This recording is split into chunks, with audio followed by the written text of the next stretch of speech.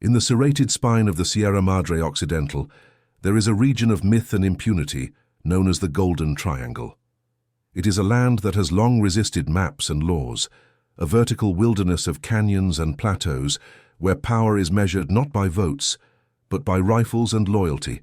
For decades, this terrain served as the cradle and fortress of an empire that stretched across the globe, an enterprise of immense wealth built on industrial-scale violence and chemical alchemy. There, etched onto a remote plateau and visible only to the circling hawks and surveillance drones, is a geometric wound in the earth. It is a structure that does not belong. A brutalist monument of reinforced concrete and local stone, designed to merge with the mountain yet simultaneously dominate it. It is not a home in any conventional sense, but an outpost, a citadel built at the edge of the world, a place where a king could look down upon his kingdom and feel untouchable. Locals call it La Atalaya, the Watchtower. The name is an acknowledgement of its function and its intent. From this vantage point, the horizon is an unbroken line of defense. The structure was conceived to see all, to anticipate every threat approaching from the winding dirt roads and the vast empty sky. It was a declaration in steel and concrete, a statement that this territory and everything within its sightline belonged to one man. Today, it is a carcass picked clean by time and state-sponsored demolition, seized by the Mexican government in a symbolic act of conquest. Its formidable shell was breached, but its core remains. The wind now moves freely through halls that were once sealed against the outside world. Rebar juts from shattered walls like broken bones, and the mountain wilderness has begun its slow, patient reclamation, sending tendrils of green through cracks in the foundation. To walk its empty corridors is to experience a profound and heavy silence.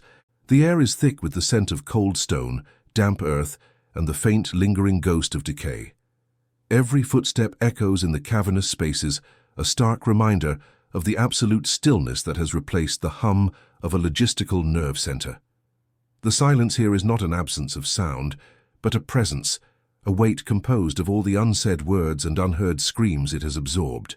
Scars of opulence remain, stark against the functional austerity of the design. A shard of Italian marble lies amidst the dust on the floor. A splintered panel of exotic hardwood hints at a former life of climate-controlled luxury. This contrast was the building's central truth, an exterior of impenetrable military-grade brutalism concealing an interior world of extravagant comfort, a palace hidden within a bunker. This structure was more than a fortress. It was an extension of a single consciousness. Its architecture was a direct translation of paranoia into physical form. Every blast-resistant window, every reinforced steel door, every blind corner designed for a defensive field of fire was a testament to a life lived in constant expectation of betrayal and assault.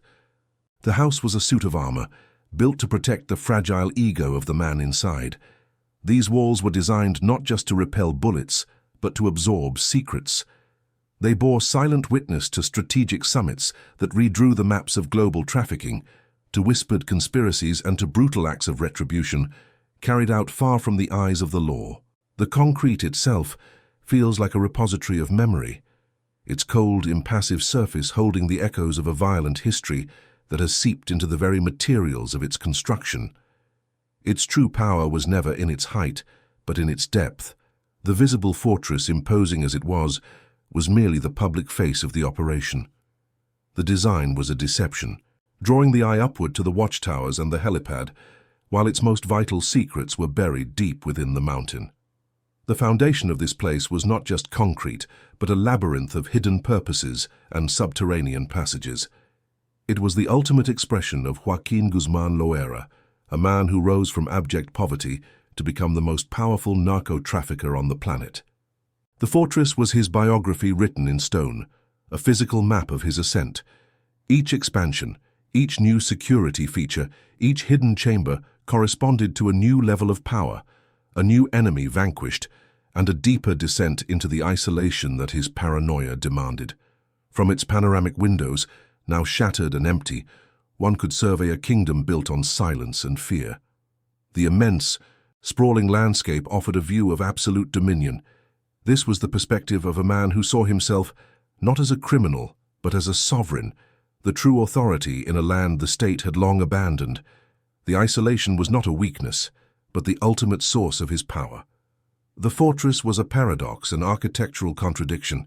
It was a monument to a man's belief in his own invincibility, a place designed to secure his freedom from any rival or government force. Yet in building these impenetrable walls to keep the world out, he had also constructed the perfect cage, a prison of his own design, long before the steel doors of a maximum security cell ever closed on him. Luxury was just the surface. What happened inside, few dared to know. To understand the darkness that filled these halls, subscribe and follow us into the labyrinth. Before it was a fortress, it was a wound in the memory of a boy. The Sierra Madre Occidental does not merely shape the landscape, it shapes the men who are born in its shadow. It is a world of verticality and scarcity, a place where survival is etched into the rock and the soul. To be born here was to be born into a struggle against gravity, against the thin soil, and against the crushing weight of isolation. This terrain was the first architect of Joaquin Guzman, teaching him that the highest ground offers the greatest advantage, and that true power lies in being unreachable. His childhood was a lesson in absence. In the hamlet of La Tuna, a place more myth than municipality, poverty was not an event, but the atmosphere one breathed. It was the absence of running water, of paved roads, of a future beyond the seasonal cycles of planting and harvesting. This emptiness created a hunger that went deeper than the stomach. It was a craving for significance, a deep-seated resentment against a world that had rendered him and his family invisible, a footnote in a country that looked away from its mountainous spine. The first sovereign he ever knew was his own father, a man who ruled a small patch of dirt with the arbitrary violence of a petty god. This was not a home, but a primitive fiefdom where power was expressed through fists and fear. The lessons learned under that roof were brutal and simple. Weakness invites pain, and the only way to escape the control of another is to establish absolute control of your own. The boy's ambition was not born of a desire to build, but of a desperate need to escape being broken. The earth itself offered the only way out. The opium poppy, with its delicate flower and milky narcotic heart, was the region's true currency. It was the one crop that thrived in the unforgiving soil, the one commodity that could bridge the immense distance between the Sierra and the world of wealth. His first forays into the family trade were not a conscious moral choice, but an act of inheritance. He learned the alchemy of turning sun and soil into a substance that could rewrite reality, first for the user and then for the supplier. The critical break was not a single act of violence, but a quiet, calculated decision to usurp the very system that had trapped him. By taking over his family's small plot and then expanding his control, he was staging a coup against his own past. He was rejecting the cycle of subsistence and casual brutality that had defined his father, replacing it with a structured, ambitious enterprise. This was the first application of a principle that would define his life.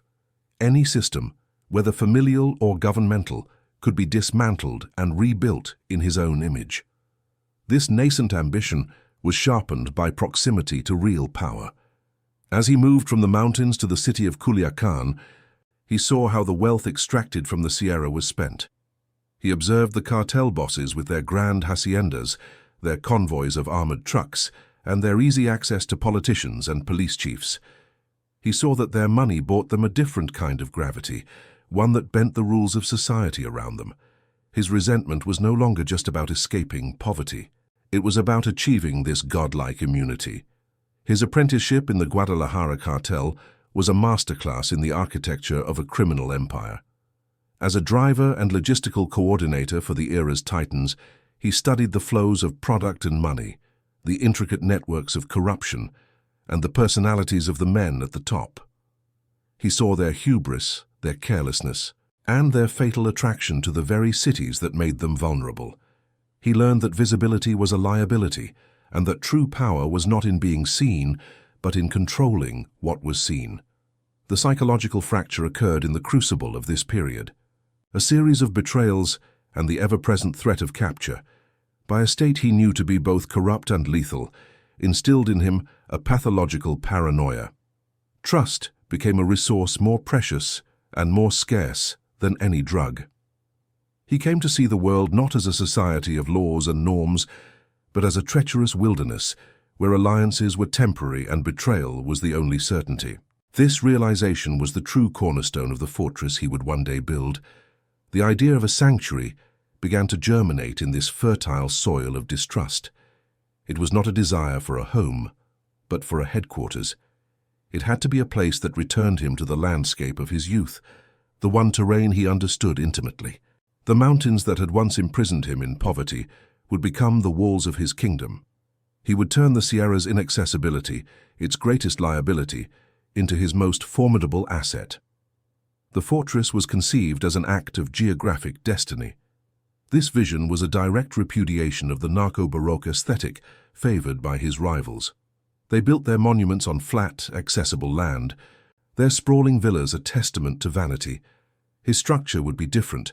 It would not be a gaudy display of wealth, but a cold, rational instrument of survival. Its beauty would not be in ornamentation, but in its perfect function as an impenetrable shield. It was to be a machine for living, designed for a man who expected to be hunted for the rest of his life. The project began not with blueprints and architects, but with a deep intuitive understanding of the land. He chose a plateau that offered an unbroken 360-degree view, a natural watchtower carved by eons of wind and rain. The location was a declaration of intent. From here, nothing could approach unseen.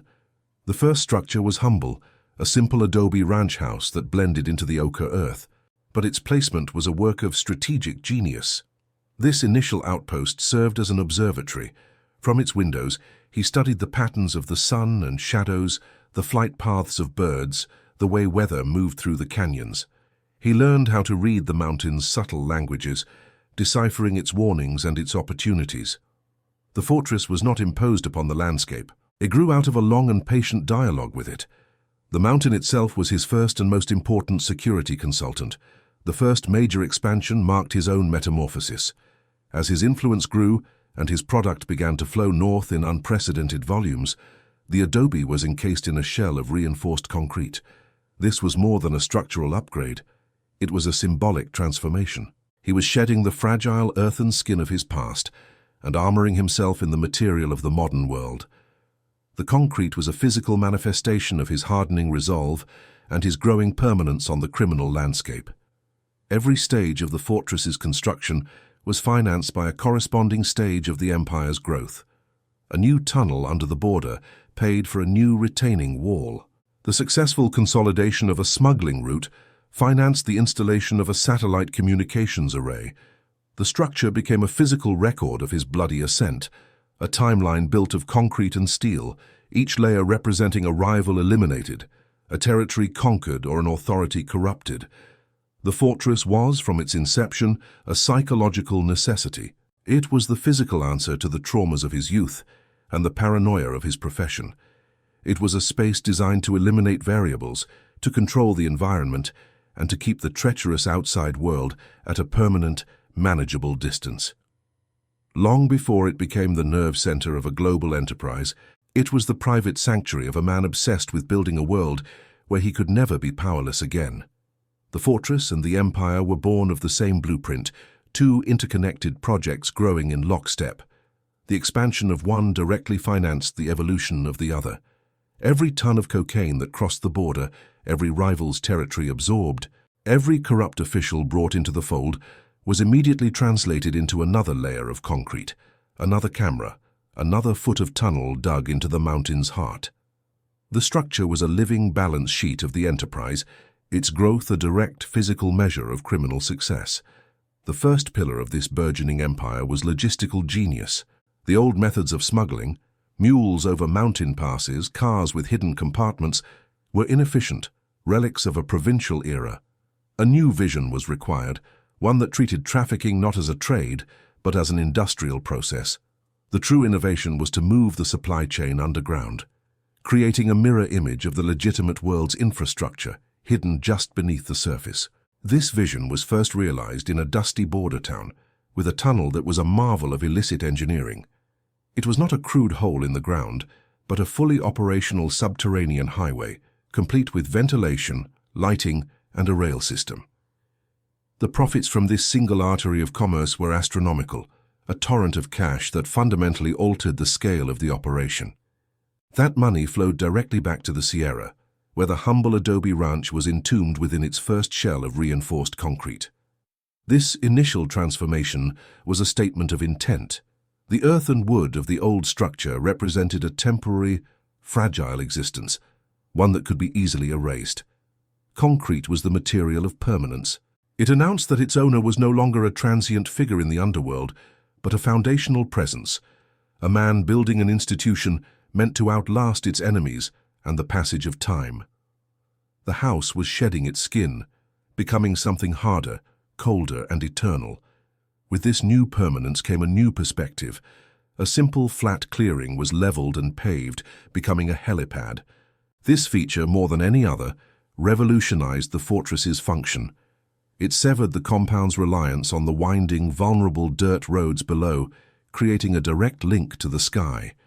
From this concrete perch, the owner could now descend into any city for a meeting or escape an approaching army, transforming the remote mountain into a hub with global reach. The second pillar was strategic violence, applied with the precision of a surgeon and the finality of an executioner. As the empire expanded, it encroached on the territories of established powers, sparking brutal wars for control of smuggling corridors. Victory required not just overwhelming force, but the strategic application of terror. Enemies and traitors were not simply killed. They were made into examples, their fates broadcast as a warning. Such work required a space of absolute privacy, a chamber shielded from the outside world where secrets could be extracted and loyalties enforced. This need drove the fortress's first descent into the mountain. Below the main living quarters, a series of soundproofed basements were excavated. Equipped with reinforced steel doors and floor drains, these rooms were clinical, functional spaces designed for the brutal mechanics of power maintenance. They were the hidden engine room of the empire's expansion. The third and most crucial pillar was corruption. The fortress could not have risen a single foot without a vast, invisible scaffolding of complicity. Protection was purchased at every level of government, from local police commanders, who would ignore the convoys of construction materials, to federal officials who would leak intelligence about impending military operations. This systemic corruption created a zone of impunity around the mountain, an area where the laws of the state were suspended. The fall of the old Guadalajara cartel bosses in the late 1980s created a power vacuum, shattering the old order and unleashing a war of succession. It was in this crucible of violence and betrayal that the Sinaloa cartel was forged, with Joaquin Guzman emerging as its first among equals. As he consolidated his power, the fortress underwent its most dramatic transformation. It was no longer a personal redoubt, but the de facto capital of a new criminal federation. New wings were added to the main structure, sprawling outwards from the central concrete core. These were not for comfort, but for capability, housing a permanent garrison of his most trusted sicarios. The perimeter was hardened, with a series of interlocking watchtowers constructed on the high ground, each manned around the clock by snipers with 50-caliber rifles. The fortress was now a self-sufficient military installation, capable of repelling a conventional assault. Yet, as the exterior became more brutal and militaristic, the interior began a journey into theatrical opulence. The raw concrete walls of the main living areas were veiled behind panels of polished mahogany. Floors were laid with imported Italian marble. A cavernous great room was built, designed for entertaining, its centerpiece a massive fireplace of hand-carved stone. It was a palace being constructed inside a bunker, a deliberate and jarring juxtaposition of brute force and refined taste. This luxury was not for comfort alone, it was a projection of power, a stage set for a king. Visitors, be they Colombian suppliers, rival traffickers, or corrupt politicians, would be flown in by helicopter, disarmed, and led through a maze of checkpoints, only to find themselves in a space of unimaginable wealth. The message was clear. Its owner was not a crude bandit, but a chairman of a global corporation, a man of sophistication and absolute authority. As the cartel's influence spread beyond the Americas, reaching the markets of Europe and Asia, the fortress was outfitted with a state-of-the-art communications array. A cluster of satellite dishes bloomed on the roof, providing secure, encrypted channels for voice and data that were invisible to government eavesdropping. The isolated peak in the Sierra Madre was now the nerve center of a planet-spanning logistical network, a command hub from which multi-ton shipments were directed across oceans. This technological escalation was mirrored by an obsession with surveillance. The mountain itself was wired for sound and sight, a perimeter of thermal imaging cameras, motion sensors, and seismic detectors was buried in the surrounding landscape, turning acres of wilderness into a smart border. Nothing could approach the fortress, not a man, not a vehicle, not even a large animal, without triggering a silent alarm in the central control room. Every new security measure was a direct response to a rising threat level. The bulletproof windows, inches thick and capable of stopping a high-caliber round, were installed after a credible assassination plot was uncovered. The anti-aircraft defenses were a reaction to the increased use of military helicopters in counter-narcotics operations. The fortress was an organism in a constant state of adaptation, hardening its shell in response to an ever more hostile environment. The final and most profound architectural statement was made deep within the earth. The rudimentary basements were merely the antechamber to a far more ambitious project, a network of escape tunnels. This was the ultimate insurance policy, the physical manifestation of a core belief that capture was always a possibility, and betrayal an inevitability.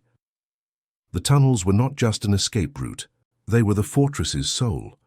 Engineered with the same precision as the cross-border smuggling tunnels, this subterranean labyrinth was a world unto itself. It contained furnished living quarters, an armory, and stockpiles of food and water sufficient for a months-long siege. A small electric railcar ran through the main artery, connecting the basement of the fortress to a series of camouflaged exit portals hidden in the canyons several miles away. The completed fortress was a timeline rendered in concrete and steel. The thickness of a wall corresponded to the defeat of a rival. The sophistication of the surveillance system marked the entry of the DEA into the conflict. The depth of the main vault was a direct measure of the soaring profits from the cocaine trade. The structure was a physical archive of a bloody and relentless ascent. It had become a perfect reflection of its creator's mind, a brutal, impenetrable exterior, concealing a world of complex machinery, hidden passages, and deep-seated paranoia. Its architecture was the practice of his philosophy, a belief system where control was paramount, trust was a fatal liability, and survival depended on always having a secret way out. The building was no longer merely a structure on a mountain. It had become a self-contained reality, a sovereign territory with its own laws of physics and morality. It was a monument to the belief that with enough money, violence, and will, a man could carve out a piece of the world and remake it entirely in his own image, sealing it off from the consequences that governed all other men. Which detail best reveals the builder's vanity? The marble ballroom, the bulletproof windows, or the underground vault? The reign was absolute. La Atalaya was no longer a project in progress, but a finished reality, a functioning microstate carved into the summit of the Sierra Madre. Its concrete had cured, its systems were online, and its purpose was being fulfilled with relentless efficiency. The fortress had become a living organism, its circulatory system a network of cameras and fiber-optic cables, its nervous system the command center humming with silent data. Its skin the hardened shell of rock and steel that repelled the outside world. From this throne of stone, an empire was governed. The panoramic windows of the main hall, made of ballistic glass inches thick, were not just openings for light, but instruments of rule.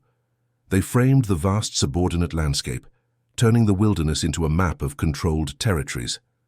Through them, the owner could survey his dominion, a sovereign observing a kingdom that began at the foot of his mountain and ended on the distant shores of other continents. The fortress imposed its own calendar, its own climate. Within its walls, the seasons of the Sierra were irrelevant. A sophisticated HVAC system maintained a constant, comfortable temperature, while industrial generators provided an unwavering supply of power, rendering the compound independent of any external grid. It existed outside of time, a hermetically sealed environment where the only clock that mattered was the one dictating the logistics of multi-ton shipments of narcotics. Life within this kingdom was a study in grotesque contradiction, a constant oscillation between the domestic and the militaristic. Children's laughter might echo in a courtyard one moment, only to be replaced by the methodical click-clack of a rifle being field-stripped by a guard the next. It was a place where family barbecues were held under the silent gaze of snipers, hidden in the surrounding watchtowers. The arrival of a guest was a carefully choreographed piece of theater. A helicopter would descend onto the concrete helipad, its rotors whipping up a storm of red dust. Before the blades had even stopped spinning, the visitor would be surrounded by a silent team of guards, their faces impassive, their movements economical. Disarmament was not a request, but a swift, non-negotiable procedure.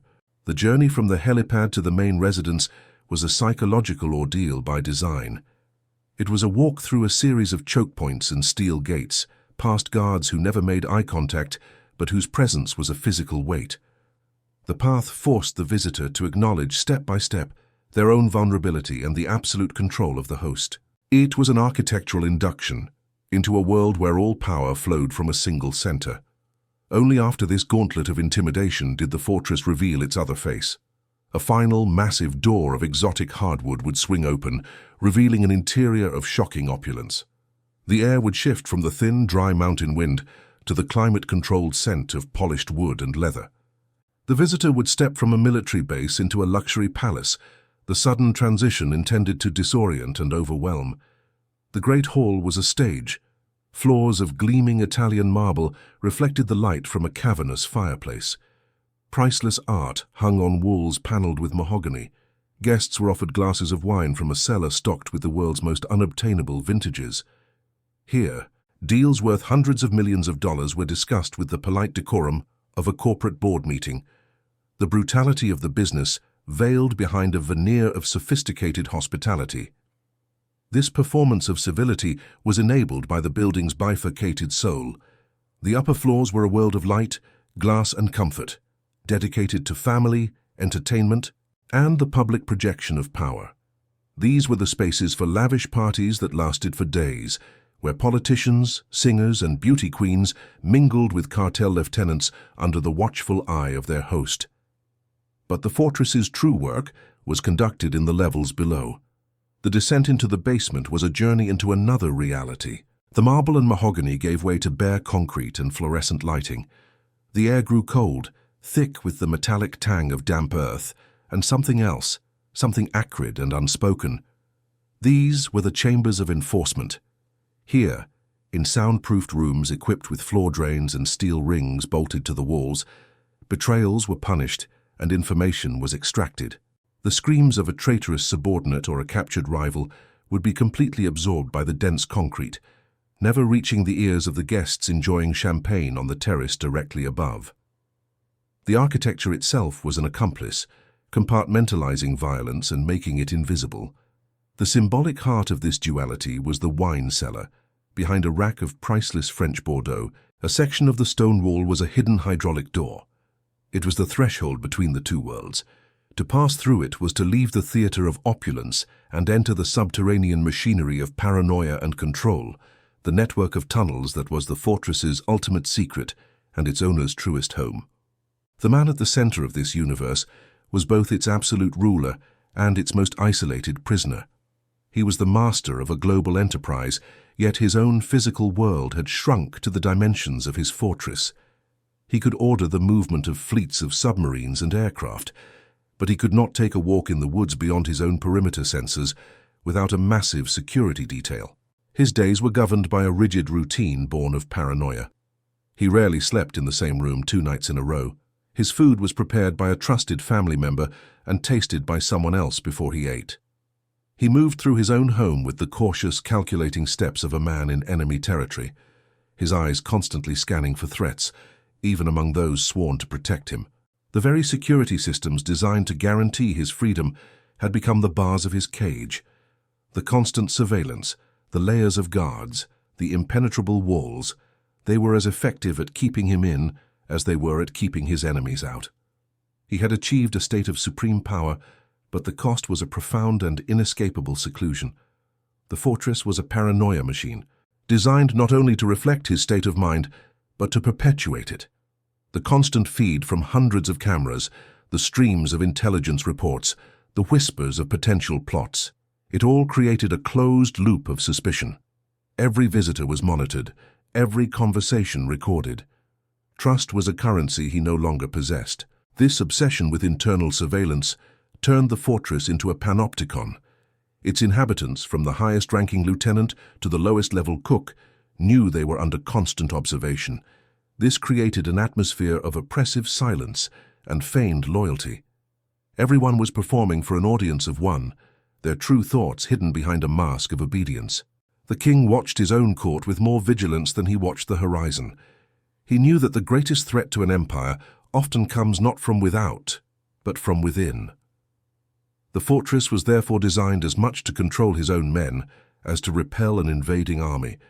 It was a labyrinth of monitored spaces where true conspiracy was almost impossible. Yet, within this self-imposed prison, he nurtured a potent illusion of invincibility.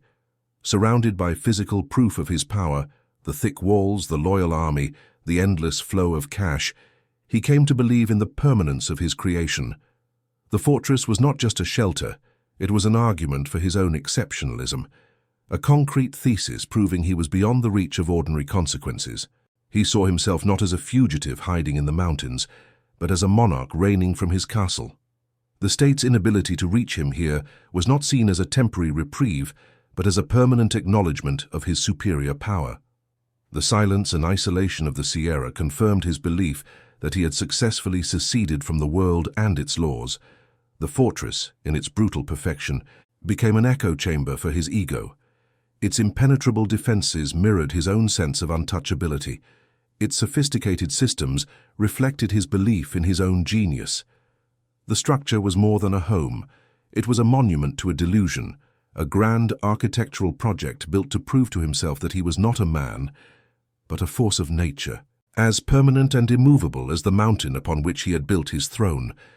The illusion of permanence is the most seductive poison for any king. Within La Atalaya, the routines of power had become so ingrained, the systems so perfectly calibrated, that they felt as natural and eternal as the mountain itself. The fortress was designed to defeat outside forces, but it offered no defense against the slow internal corrosion of time and ego. The first crack in the empire was not the result of an enemy's bullet, but of its ruler's own voice, whispering a story he believed the world was desperate to hear. Hubris, nurtured in the sterile air of the compound, began to bloom. The man who had built his empire on invisibility and silence developed a fatal craving for a legacy. He was no longer content to be a ghost in the mountains, a myth whispered in border towns. He wanted his name carved into history, his life transformed into an epic. This desire to control his own narrative would ultimately lead to him losing control of everything. The decision was made to court the storytellers. Through a series of insulated intermediaries, contact was initiated with producers and actors from the very world his fortress was designed to repel. He envisioned a film, a biography that would cast him not as a criminal, but as a revolutionary folk hero, a product of injustice who had bent the world to his will. It was an act of supreme vanity, an attempt to write his own legend while he was still living it. Each encrypted message sent, each cautious meeting arranged, was a thread extended from the sealed fortress into the global communications network. He believed his methods were foolproof, his technology superior. He failed to understand that he was opening a door, however small, in a wall that had been designed to have none. The outside world, which he had so effectively held at bay, was now invited to listen. Inside the fortress, a different kind of decay was taking root. The oppressive perfection of the environment, the constant surveillance, and the suffocating isolation began to exert a psychological toll on its inhabitants. The panopticon, designed to ensure loyalty, was instead breeding a silent, cellular resentment. A cage, even one gilded with marble and mahogany, is still a cage. This pressure was most acute among the younger generation, those born into the fortress who had never known another reality. For them, the armed guards and concrete walls were not symbols of power and protection, but the architecture of imprisonment. One of his own sons, raised in this world of violent contradictions, began to quietly question the laws of his father's kingdom. His dissent, a hairline fracture in the dynasty's foundation. Far from the Sierra, in the anonymous hum of a newsroom, another crack was being pried open. An investigative journalist, piecing together disparate threads from money laundering trials and leaked financial documents, began to sketch the outlines of the hidden corporate structure that propped up the empire. The work was slow, painstaking, and largely invisible, a patient chipping away at the base of the mountain. The journalist's articles, published online, were not sensational exposés but dense analytical reports. They named shell corporations, traced financial flows, and connected politicians to cartel-front businesses. For the first time, the empire's invisible scaffolding was being exposed to the light. These digital whispers were a new form of threat, one that could not be silenced with a bribe or a bullet, for they existed everywhere and nowhere at once. Within the fortress, the owner felt these distant tremors, his paranoia, the very instinct that had guided his ascent, sharpened to a fever pitch. He saw potential betrayal not just from his enemies, but from his most trusted allies. The surveillance systems were turned inward, conversations between his own lieutenants scrutinized, their movements tracked with an obsessive intensity. This suffocating distrust began to settle on one man in particular, a veteran commander who had been with him since the beginning. This lieutenant, who had overseen the construction of the fortress's deepest tunnels, now found his own loyalty being questioned. He felt the cold calculus of his leader's mind turning against him, and understood that in this kingdom, no amount of past service could guarantee future survival. The lieutenant's allegiance, once as solid as the concrete around him, began to erode. He looked at the aging king, consumed by his own myth, and saw not a strategic genius, but a man blinded by ego. The fortress no longer felt like a bastion of strength, but a mausoleum under construction. A quiet, desperate calculation began in his mind, a choice between dying for the empire or surviving its inevitable collapse. As if in sympathy with this internal rot, the fortress itself began to show its age. In the deepest section of the primary escape tunnel, a persistent leak appeared. Water, stained red with minerals from the mountain's core, began to seep through a hairline crack in the reinforced concrete, pooling on the floor. It was a small flaw, but a deeply symbolic one. The earth was finding its way back in. Maintenance crews were dispatched to patch the leak, but the water always returned, finding a new path through the concrete. The steady drip, echoing in the subterranean silence, became a maddening metronome counting down to an unknown event. It was a physical manifestation of the truth that nothing, not even a fortress built to defy nature, could remain sealed forever. Then, for the first time in years, the fortress experienced a moment of vulnerability. A critical component in the primary generator failed without warning, and for 3 seconds, the entire compound was plunged into absolute darkness and silence. The surveillance monitors went black, the electric fences died, the hum of the air circulation ceased. It was a brief but profound failure, a glimpse into a future where the systems could no longer be trusted. The incident sent a wave of quiet panic through the compound's inhabitants. The illusion of perfect, self-sufficient control was shattered. The guards on the perimeter felt a new kind of fear, not of an external attack, but of the fortress itself failing them. The structure, once a source of absolute confidence, now possessed the unsettling potential for betrayal. Thousands of miles away, the electronic whispers sent by the king to his prospective biographers were being intercepted. Intelligence analysts, armed with new algorithms, began to decrypt the layers of code. They were no longer listening to random noise, but to the faint, arrogant voice of their target. A pattern of communication was emerging, a digital breadcrumb trail leading from Hollywood back to the heart of the Sierra Madre. At the same time, the disgruntled lieutenant made his move. It was not a dramatic act of defiance, but a single clandestine communication. Using a burner phone, he sent a short coded text message to a trusted contact, a federal agent he had cultivated as an insurance policy. The message contained just one piece of data, a string of numbers. These numbers were not the fortress's coordinates, which were still unknown. They were the precise technical specifications and frequency range of the compound's encrypted satellite communications system. It was the key to the lock, The one piece of information that could turn the fortress's most advanced defense into its most glaring vulnerability. In a sterile, windowless room in a Virginia suburb, the two streams of intelligence converged. The decrypted whispers from the movie project confirmed the voice. The lieutenant's data provided the means to pinpoint its origin. On a global map projected onto a massive screen, dozens of potential locations were instantly eliminated, and the search area narrowed to a tiny remote quadrant of the Golden Triangle. From his panoramic window, the king of the mountains surveyed his kingdom, entirely unaware that the walls were no longer solid. He saw only the vast empty landscape that had always guaranteed his safety. He could not see the new, invisible lines being drawn in the sky above, the focused attention of satellites retasking their orbits, turning their powerful lenses toward his impregnable throne. The Watchtower was now the watched. The dawn that came for La Atalaya arrived not with light, but with a sound. It began as a low, distant thrum, a vibration felt more in the bone than heard by the ear, a mechanical heartbeat out of sync with the mountain's slow pulse. The fortress, arrogant in its electronic silence and its master's belief in his own myth, was deaf to this new frequency. Its sensors were pointed outward and downward, guarding against the known world of roads and rival armies, not against the sky. The sound grew, resolving itself into the percussive chop of helicopter rotors, not one but a squadron, appearing over the serrated ridges like a swarm of black insects.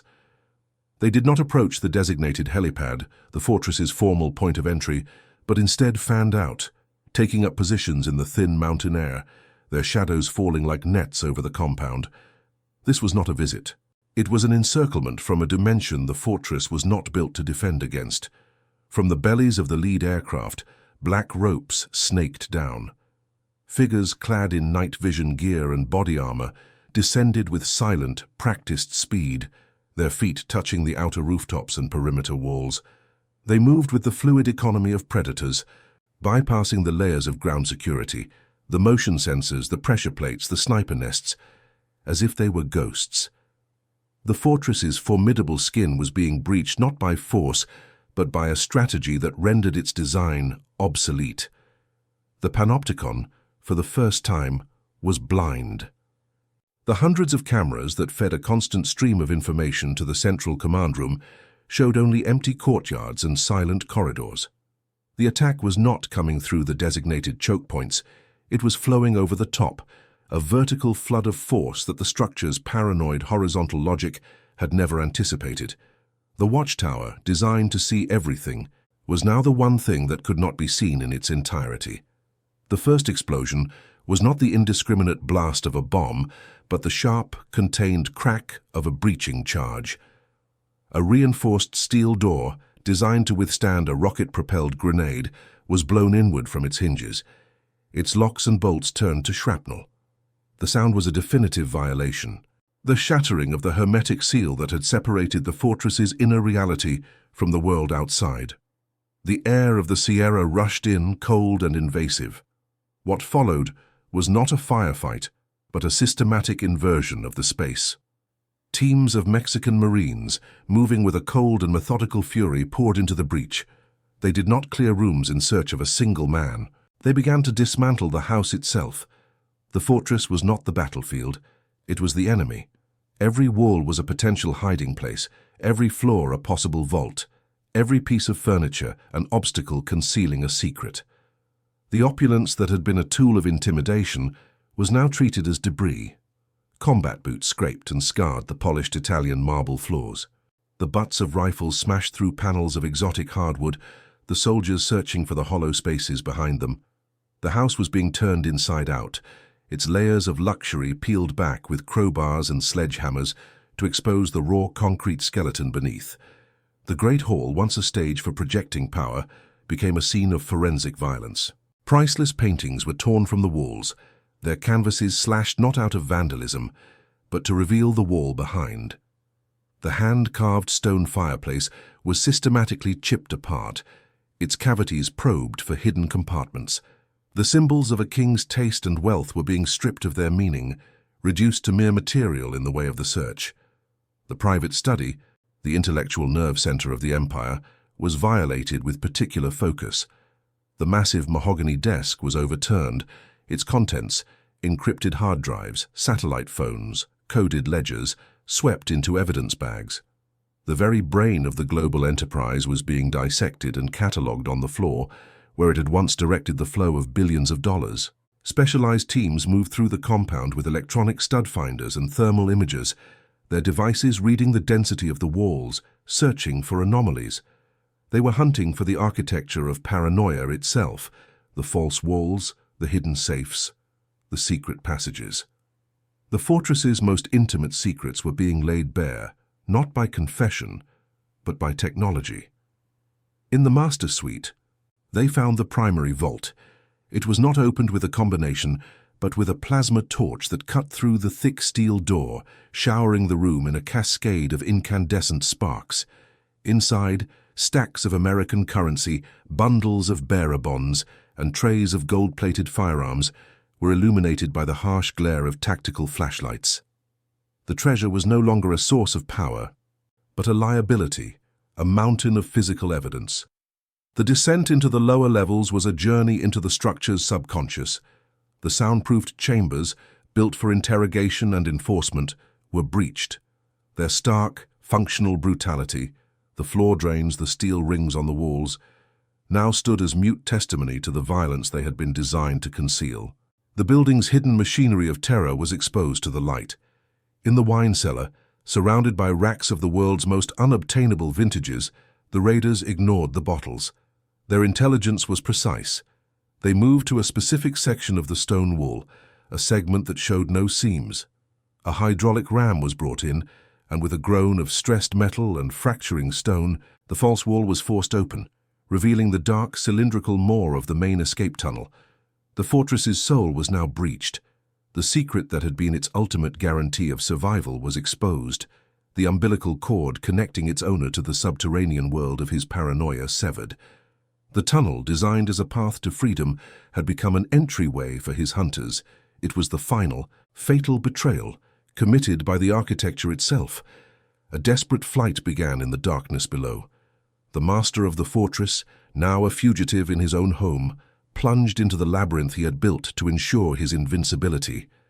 The rumble of the electric rail car echoed for a moment before being swallowed by the deep earth, a ghost fleeing through the veins of a dying leviathan. He was no longer a king in his castle, but a rat in a maze of his own design. Above ground, the fortress was left a corpse, its doors and windows gaping open like wounds. A cacophony of unanswered alarms blared into the morning air, a pointless mechanical scream from a nervous system that had been decapitated. The carefully curated silence that had once defined the space was replaced by the shouts of soldiers and the shattering of glass. The symbols of its former life lay in ruins. A broken bottle of Chateau Petrus bled a dark red stain onto the marble floor, its liquid pooling next to the brass casing of a spent rifle round. The juxtaposition was the fortress's final truth. The veneer of sophistication had always been built upon a foundation of brute force, and now the two had collapsed into one another.